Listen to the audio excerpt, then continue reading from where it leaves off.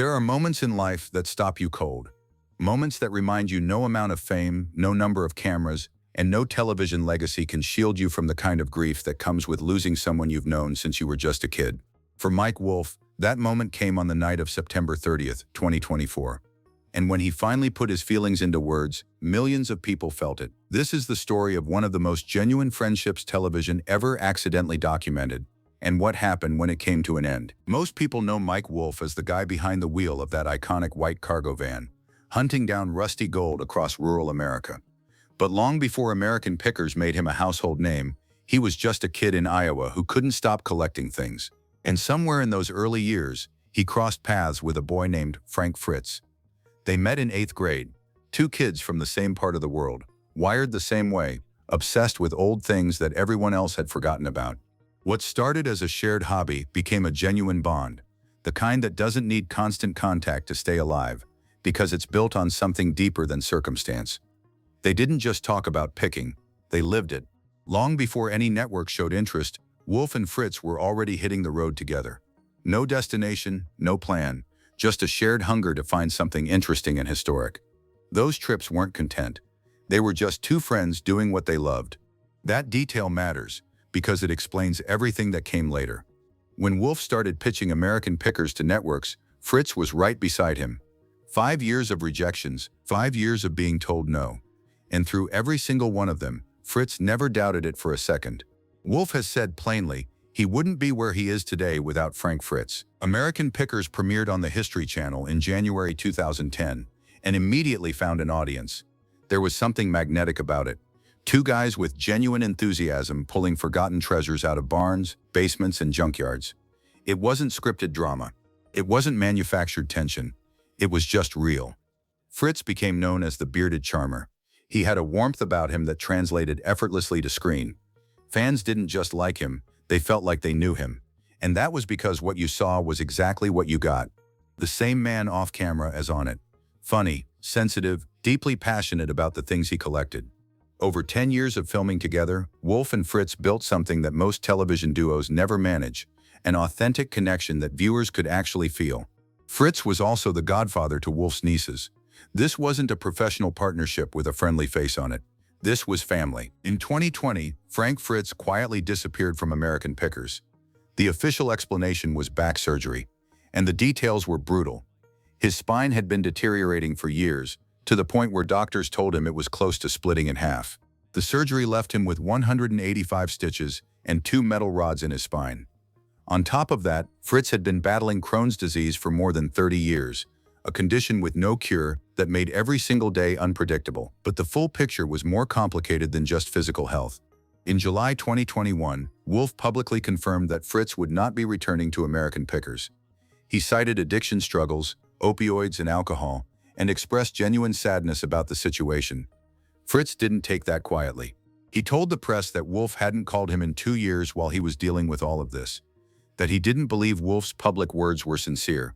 The friendship that had carried them through 5 years of rejection and a decade of television was now playing out as a public dispute, and fans were caught in the middle, unsure what to believe.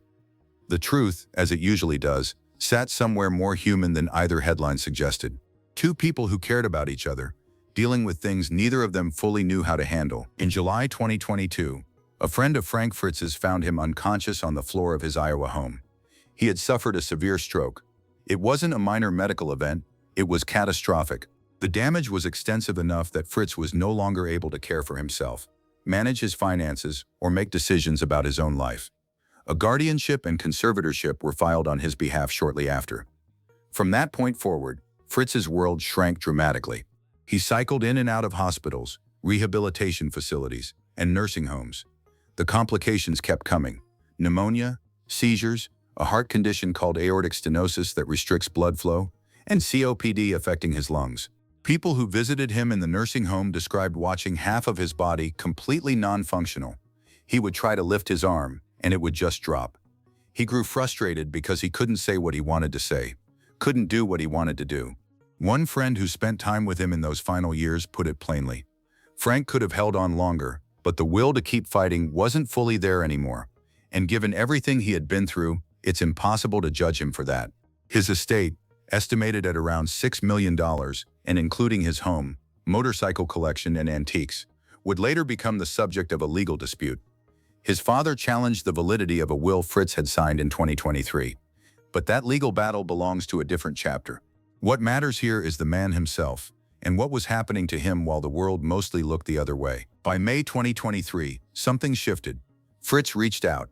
He wanted to see Wolfe, not the other way around. It was Fritz's request, on Fritz's terms. According to a close friend who was there, both men were in tears within minutes. They talked about the early days. They brought up their first appearance on The Late Show with David Letterman, how nervous they both were, how surreal it felt. They talked about the impact they had on people, the adventures they'd shared, the miles behind them. The friend made something very clear to those asking. They were not feuding. They had needed distance to remember what they actually meant to each other.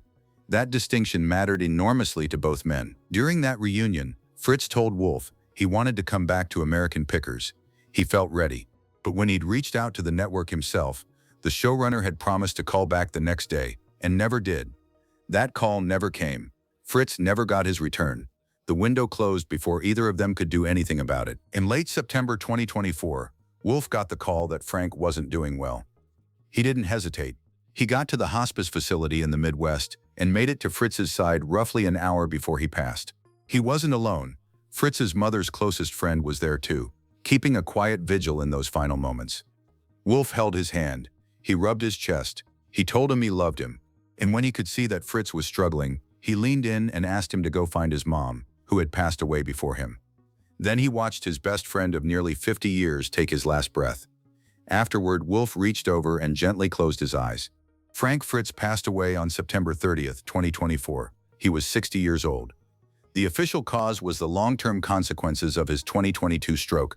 Specifically, the damage it had done to blood flow in his brain, compounded by his heart condition and his lung disease.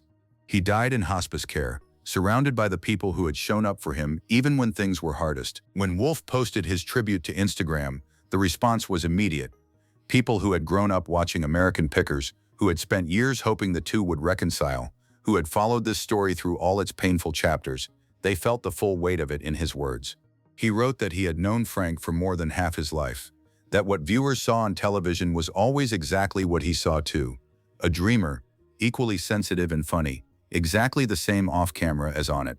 He talked about the white cargo van, the shared cockpit, the millions of people who had come along for the ride. He talked about the road trips they took before any of it existed, heading toward places they'd never been, with no plan and no destination, just the passion to discover something worth finding. He ended by writing that he had been on countless trips with Frank, shared so many miles, and felt blessed to have been there by his side when he took one last journey home. Fans described reading it as gutting, not because it was dramatic or overwritten, but because it was clearly true. Every word of it.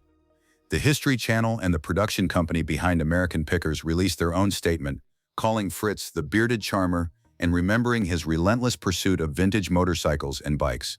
Wolfe also spoke at length to People magazine about those final moments, and when he got to the part about closing Fritz's eyes, there was nothing left to add. 3 months later, on New Year's Eve 2024, Wolfe posted a photo of himself sitting on a beat-up old couch, smiling. Just jeans and a white t-shirt. He wrote about the year honestly, that it had brought loss and real heartache, but also beautiful moments with his daughter and his family. He turned 60 in November and said the milestone had centered him somehow, given him a perspective he hadn't expected. He mentioned that his circle was getting smaller and that he was glad. Not out of bitterness, but because a smaller circle meant more time with the people who actually matter. 6 months after Fritz's passing, Wolfe spoke to a reporter and visibly teared up mid-sentence. He said grief still catches him off guard, that he'll be somewhere completely ordinary, an airport, a parking lot, and someone will walk past who reminds him of Frank, and for just a second he thinks he can still pick up his phone and call him. Then the reality settles back in. He launched a new History Channel show in early 2026, and in his first interview about it, he made sure to say clearly, none of this exists without Frank Fritz. Not the show, not the career, not the version of Mike Wolfe that people know. They dreamed it together, pitched it together, and built it together. That's not a television narrative, that's just true. Frank Fritz wasn't perfect. He struggled with things that broke him down over years, and some of those struggles cost him relationships and time he couldn't get back. But by every account from the people who were actually in the room, he was real. And when it mattered most, the person who had known him longest showed up, held his hand, and made sure he didn't go alone. Whatever you thought about how their story played out on screen, that ending tells you everything about what it actually was.